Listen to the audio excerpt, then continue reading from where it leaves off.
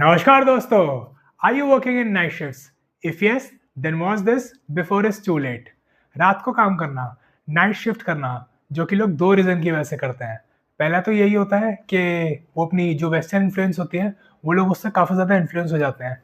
देखते हैं कि वेस्ट की साइड तो ऐसा होता है कि लोग नाइट लाइफ एंजॉय कर रहे हैं, रात को घूमने जाते हैं, रात को खाते पीते हैं। तो वो इस सब चीज़ों से काफ़ी ज़्यादा इन्फ्लुएंस होते हैं, स्पेशली टीनेजर्स या फिर जो लोग अपने अर्ली 20s में मिड 20s में होते हैं। वो काफ़ी ज़्यादा इन्फ्लुएंस हो जाते हैं इस वेस्टर्न कल्चर्स या फिर इस वेस्टर्न इन्फ्लुएंस से। और दूसरा रीज़न ये होता है कि आपके पास कोई ज़्यादा ऑप्शंस अवेलेबल नहीं है। एक तरह से आपकी मजबूरी है कि आपको नाइट शिफ्ट में काम करना पड़ रहा है। तो बेसिकली यही 2 रीज़न्स होते हैं जिसकी वजह से लोग नाइट शिफ्ट में काम करते हैं या फिर उन्हें करना पड़ता है।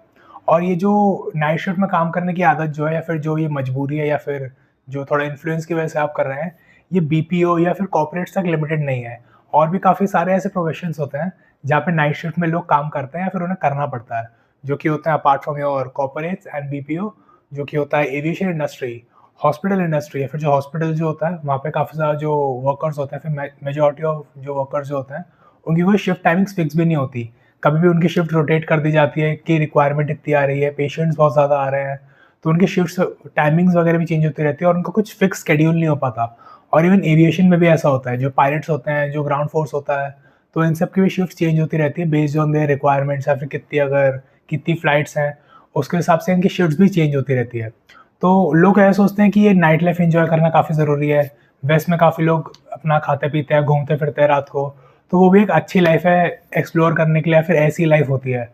तो ऐसा बिल्कुल भी नहीं है और ये जो लोग ये कुछ सालों तक जब नाइट शिफ्ट कर लेते हैं, वो ये चीज़ रियलाइज़ कर लेते हैं कि अपने अपने टीनेज में, अर्ली 20s में, मिड 20s में या फिर अपने लेट 20s तक भी लोग ये सब सोचते हैं कि नहीं, ये लाइफ भी एन्जॉय करनी चाहिए, एक्सप्लोर करनी चाहिए। जो कि ठीक है, अगर आप कुछ महीने या फिर एक आधे साल के लिए अगर आप इस चीज़ में आप करना चाहते तो आपने कर लिया, फिर अगर आपको करना पड़ा तो आपने कर लिया। लेकिन ये चीज़ बिल्कुल भी सस्टेनेबल नहीं है।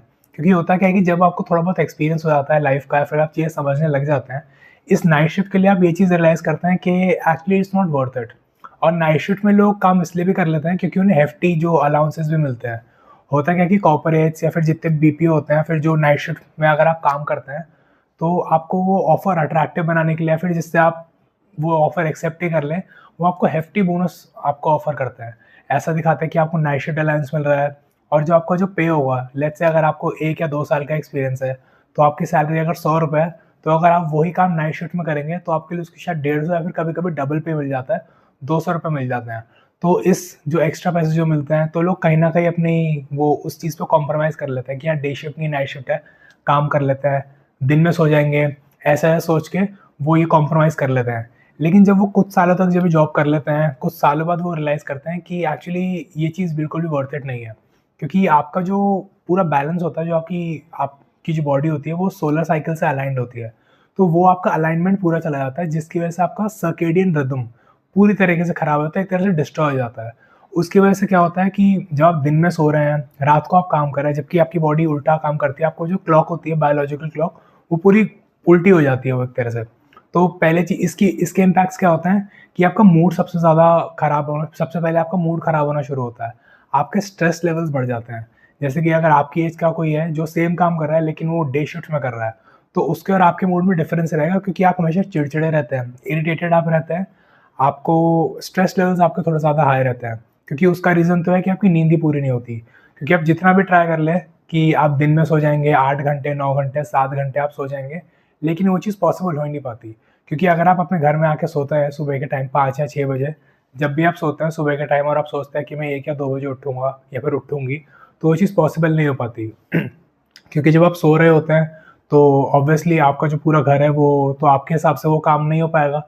घर में सब लोग रहते हैं, आपके पेरेंट्स हैं और जब आप सुबह सो रहे हैं, जब आपके हाउस हेल्प है अगर आपके पास, तो आपकी हाउस हेल्प भी आएगी और आपके घर में मूवमेंट स्टार्ट हो जाती है। अगर आपके पेरेंट्स घर पे रहते हैं, तो वो अपना ब्रेकफ़ास्ट करेंगे, आपके अगर पापा-मम्मी अगर वर्किंग है, तो वो अपना ब्रेकफ़ास्ट वगैरह बना के, खा पी के वो अपना ऑफ़िस जाएँगे। तो आपके घर में ये सब मूवमेंट शुरू हो जाती है और आप जितने पर्दे डाल लें, कुछ भी कर लें, ब्लैकआउट पर्दे वगैरह आप डाल लें, वो जो मूवमेंट्स होगी उससे कहीं न कहीं आपको डिस्टर्बेंस होगी और आप ठीक तरीके से सो ही नहीं पाएँगे। और ऐसा भी होता है कि अगर आप 1-2 बार हफ़्ते में 1 आध बार आप नहीं सोए या फिर अगर आप जैसे कि अगर देखिए 1 महीने में अगर आप लेट्स से 4 या 5 दिन आप ठीक से नहीं सो पाए, तो आपकी टीनेज में, आपके मिड 20s में, अर्ली 20s में दैट इज़ ओके। वो कंपनसेट हो जाएगा आपकी नेक्स्ट डे की जो आपकी स्लीप होगी, या फिर आप नेक्स्ट वीक कभी ना कभी आप उसे कंपनसेट कर सकते हैं। लेकिन जब ये चीज़ रिपीट होती रहती है और ये आप एक अलग एज में करते हैं, स्पेशली अपने 30s में, तो उसका जो इम्पैक्ट है तो आपकी हेल्थ पे आना शुरू हो जाता है। और अगर वही चीज़ आप अपने 40s में रिपीट करते हैं तो उसका बहुत ज़्यादा इम्पैक्ट होता है। 50s 60s में अगर वो चीज़ रिपीट होती है, फिर अगर आप वो स्लीपलेस नाइट्स आपकी जाती है, आप ठीक से सोते नहीं, तो उस चीज़ का कहीं ज़्यादा इम्पैक्ट होता है आपकी हेल्थ पे। और नाइट शिफ्ट वर्कर्स में ऐसा भी देखा जाता है कि विटामिन डेफिशिएंसी बहुत ज़्यादा होती है, स्पेशली विटामिन डी। क्योंकि जब उनको अपनी जो जो नॉर्मली लोग जब क्या करते हैं कि जब दिन में जब वो बाहर जाते हैं तो विटामिन डी डेफिशिएंसी कहीं न कहीं उनकी पूरी हो जाती है, उन्हें धूप दिख जाती है। लेकिन नाइट शिफ्ट वर्कर्स को धूप दिख ही नहीं पाती क्योंकि वो उनका सोने का टाइम होता है। तो विटामिन डेफिशिएंसी, हाई कोलेस्ट्रॉल, काफ़ी सारी ऐसी चीज़ें होती हैं जो कि और उनको उनको फेस करनी पड़ती है, फिर उनकी बॉडी में इश्यूज़ आते हैं। सो टेक अवे इस वीडियो का यही है कि अगर आप एक नाइट शिफ्ट में हैं और अगर आपने ये नाइट लाइफ एन्जॉय कर लिया है और अगर आपको लग रहा है कि वेस्टर्न कल्चर को फ़ॉलो करना ज़रूरी है, तो कहीं न कहीं कुछ सालों बाद, 4 या 5 साल बाद, 6 या 7 साल बाद, आप ये चीज़ ज़रूर रियलाइज़ कर लेंगे कि एक्चुअली ये जो पैसे आपको मिल रहे हैं, जो एक्स्ट्रा पैसे आपको नाइट शिफ्ट में दिए जा रहे हैं, they are not actually worth it, क्योंकि इट्स कॉस्टिंग योर हेल्थ, आपका मूड ख़राब रहता है और आपके जो और सारी चीज़ें, आपको जो बैलेंस रहता है अपनी लाइफ़ में, अपनी फैमिली को टाइम देना, अगर आपके बच्चों को टाइम देना, स्पाउस को टाइम देना, आपकी सोशल एक्टिविटीज़ काफ़ी लिमिटेड हो जाती है। क्योंकि अगर जो सोशल जो सिस्टम होता है हमारा, जहाँ पे भी हम रहते हैं, वो एक्चुअली दिन में काम करता है। अगर कोई पार्टी है, कोई शादी है, कुछ भी है अगर, तो जनरली वो सब चीज़ें दिन में करी जाती है। अगर आपको कहीं से मिलने जाना है, तो वो सब चीज़ें दिन में करी जाती हैं, लेकिन वो आपका सोने का टाइम होता है। तो आपको कहीं न कहीं लाइफ़ का बैलेंस पूरी तरीके से आपका अप एंड डाउन होता रहता है और कहीं बैलेंस नहीं रहती आपकी लाइफ़। और आप मिलने भी नहीं जा पाते लोगों से, क्योंकि वीकेंड्स पे जब आप फ्राइडे को अगर आप काम कर रहे हैं, तो अगर आप सैटरडे की जो मॉर्निंग होगी, आप वो आपका सोने का टाइम होगा। तो आपको एक दिन तो ऐसे ही वेस्ट हो गया।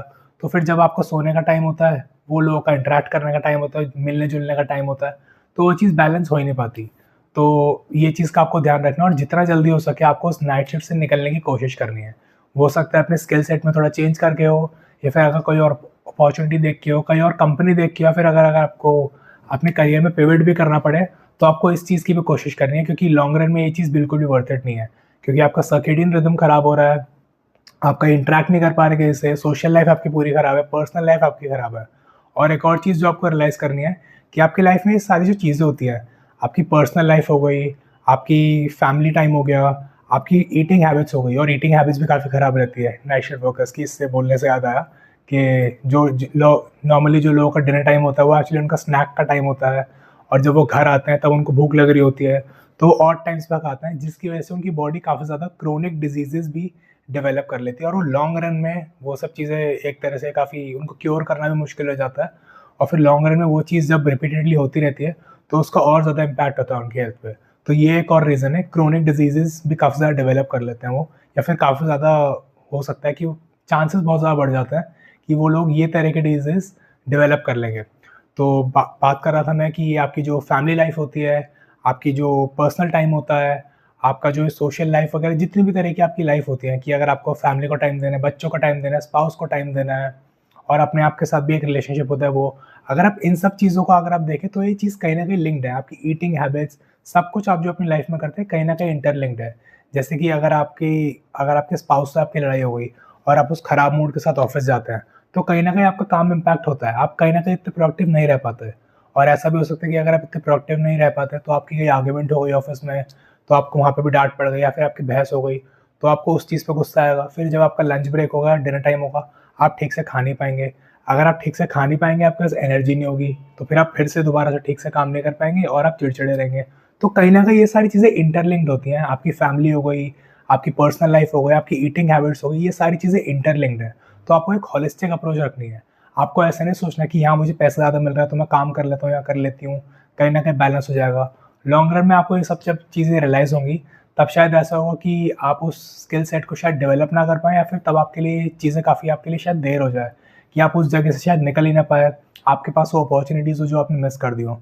तो ये होलिस्टिक चीज़ होती है, आपको सब चीज़ों को ध्यान रखना है कि ये सारी चीज़ें इंटरकनेक्टेड होती हैं, एक होलिस्टिक अप्रोच रखनी है।